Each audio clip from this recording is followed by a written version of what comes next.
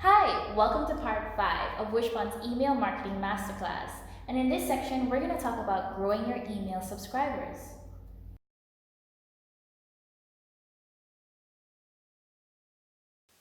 Now, for your website, here are a few things you can use to capture some emails to grow your email subscriber list.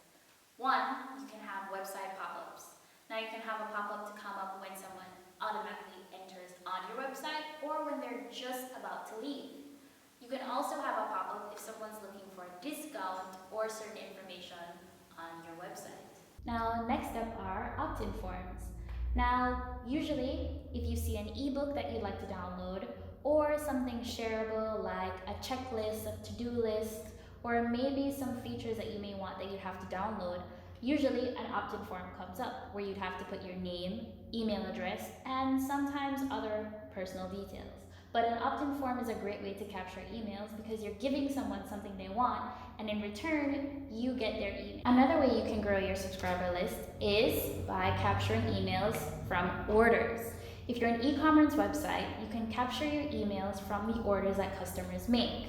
Now, of course, you'd have to have their emails if you want to send them an email confirmation, order details, or anything else that you'd need. You can also use that email to send them deals, discounts, and any other form of emails that you have in mind. Now, those are just 3 of the thousands of ways that you can get emails to grow your subscription list. I've listed a few others down in the PDF below that you can go through, take your time, and implement, and even add a few apps or a few methods to your own website. So now that we've covered your email automation and we've covered a few ways that you can grow your email listing, let's talk about email segmentation.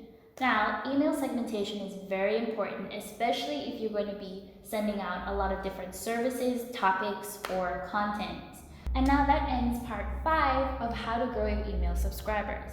Now I've placed below a PDF with detailed step-by-step guides on how you can continue to grow your email subscription list.